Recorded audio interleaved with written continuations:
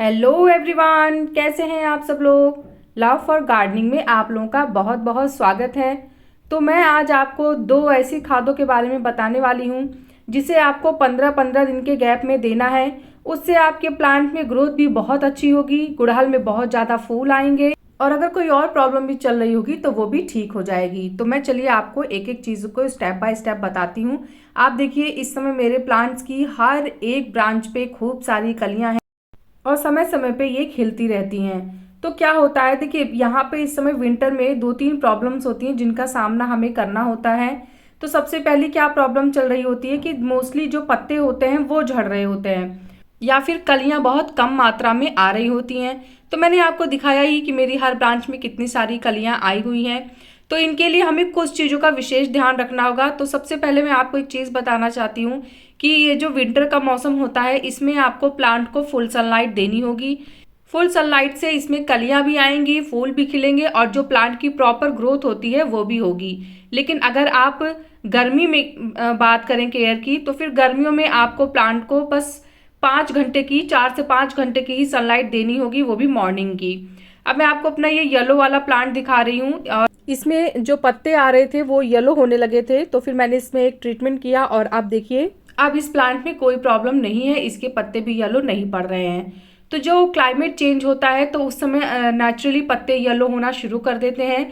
लेकिन हाँ, अगर आपके तब भी बार बार रिपीट हो रहे हैं, जैसे जब क्लाइमेट चेंज होता है तब पत्ते झड़ते हैं, लेकिन अब इधर पत्तों ने झड़ना बंद कर दिया होगा, येलो होना रुक गया होगा। दो चार तो लीव्स येलो होती रहती हैं जैसे जैसे पुरानी होती हैं, लेकिन अगर ज़्यादा हो रही हैं तो फिर आपको यहाँ पे मैं एक स्प्रे बता रही हूँ। इस स्प्रे को आपको महीने में सिर्फ एक बार करना है और जैसे ही प्रॉब्लम सॉल्व हो जाए फिर आपको वो स्प्रे रोक देना है। तो सबसे पहले जो स्प्रे है उसके बारे में बात कर लेते हैं। तो जिस स्प्रे के बारे में मैं बात कर रही हूँ वो है एप्सम सॉल्ट का स्प्रे। तो इसका स्प्रे मैं अभी आपको करके बताती हूँ कि किस तरीके से करना है, क्वांटिटी कितनी लेनी है। चलिए पहले इसके बारे में बात कर लेते हैं। तो 1 लीटर पानी में आपको आधा चम्मच एप्सम सॉल्ट लेना है और उस आधे चम्मच एप्सम सॉल्ट को प्लांट में अच्छे से मिक्स करके और उसका स्प्रे कर देना है। ये स्प्रे आप सुबह करिएगा, ठंडियों में 7 बजे तक कर दीजिए, 8 बजे तक, और उसके बाद दिन भर में पानी सूख जाएगा और आपके पत्तों में एक नई ताजगी आ जाएगी और उनका पीला होना भी रुक जाएगा। अगर आपके प्लांट की ग्रोथ अच्छे से नहीं हो रही है, न्यू ग्रोथ नहीं हो रही है, तो वो भी स्टार्ट हो जाएगी। दूसरी प्रॉब्लम क्या आती है, जैसे प्लांट में अगर ओवर वाटर हो जाता है तो सॉइल के ऊपर काई जम जाती है, फंगस लगने के डर होते हैं, या फिर अगर ज़्यादा दिन तक मिट्टी गीली रहती है तो भी जो फंगस है वो प्लांट की जड़ों तक पहुंच जाता है। तो उसके लिए हमें एक टुकड़ा दालचीनी, थोड़ी सी काली मिर्च लेके कूट लेनी है और इसको आप महीने में एक बार अपने प्लांट की सॉइल के ऊपर छिड़क दीजिए और छिड़कने के बाद उस सॉइल में इसे अच्छे से मिक्स कर दीजिए। मिक्स करना बहुत ज़रूरी है। एक तरीके से जो ऊपर की लेयर होती है वो आपको अपने हाथ से या खुरपी से हटा के और उसी में इसे मिक्स कर देना है। इसको मिक्स करने से जो काई है वो जमना बंद हो जाएगी। अगर कोई फंगस लगा है सॉइल में तो वो भी ठीक हो जाएगा। हाँ, आपको तुरंत पानी नहीं देना है, आपको ऐसे ही डाले रहना है। उसके बाद जब आपको लगेगा कि सॉइल ड्राई हो गई है तभी आप वाटर दीजिएगा। फिर उसके बाद आप चाहें तो जो चुकंदर का पानी होता है उसे भी आप अपने प्लांट को दे सकते हैं। इसे देना किस तरीके से होता है तो उससे रिलेटेड वीडियो मैं ऑलरेडी अपलोड कर चुकी हूँ, तो आप मेरे चैनल पे जाके देख सकते हैं। आप ये 1 गिलास पानी प्लांट को देंगे ना तो आपके प्लांट को एकदम एनर्जी मिल जाएगी, बूस्ट हो जाएगा आपका प्लांट। इसमें बहुत सारे मिनरल्स होते हैं जो हमारे प्लांट की ग्रोथ के लिए अच्छे होते हैं। ये देखिए, गैया मैया सो रही थी तो मैंने थोड़ा सा इनको भी वीडियो में ऐड कर लिया। कितनी सुंदर लग रही हैं सोती हुई, कितनी प्यारी लग रही हैं, जय मैया की। चलिए हाँ, वीडियो पे आगे आते हैं। और अगर आपके प्लांट में ग्रोथ धीमी है तो उसके लिए आपको यहाँ पे दो चीज़ें लेनी है, इससे प्लांट की ग्रोथ बहुत अच्छी होती है। ये मोस्टली आपके प्लांट की ग्रोथ और रूट सिस्टम को स्ट्रॉन्ग करेगा। तो सबसे पहले मैंने यहाँ पे 2 मुट्ठी वर्मी कंपोस्ट लिया है और वर्मी कंपोस्ट लेने के बाद अब मैंने जो यहाँ पे लिया है वो है रॉक फॉस्फेट। तो जो वर्मी कंपोस्ट है वो हमारे प्लांट की स्टेम्स को बहुत अच्छे से ग्रोथ करेगा और जो यहाँ पे रॉक फॉस्फेट लिया है वो हमारे प्लांट की जड़ों को मजबूत करेगा। जब तक पौधे की जड़ मजबूत नहीं होगी तब तक पौधे की ग्रोथ भी अच्छे से नहीं हो पाएगी। ये दोनों खाद को मिक्स करके हमें प्लांट को गुड़ाई करना है और गुड़ाई करके तभी हमें इसे देना है। इसके बाद मैं दूसरा फर्टिलाइज़र बताऊंगी जो इसके देने के 10 से 12 दिन बाद हमें देना है। लेकिन चलिए पहले इस खाद को कैसे देना है इसके बारे में बात कर लेते हैं। तो इसके लिए सबसे पहले हमें अपनी मिट्टी की गुड़ाई करनी होगी और गुड़ाई करने के बाद ये खाद को हमें इसी मिट्टी में अच्छे से मिक्स कर देना होगा।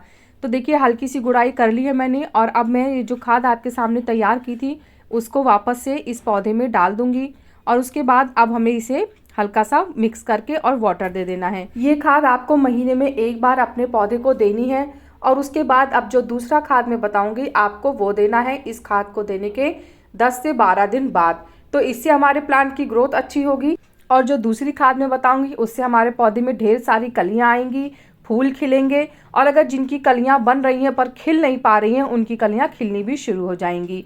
तो खाद देने के बाद पौधे को पानी देना ना भूलें और सर्दियों में खाद हमेशा सुबह ही दे दिया करें।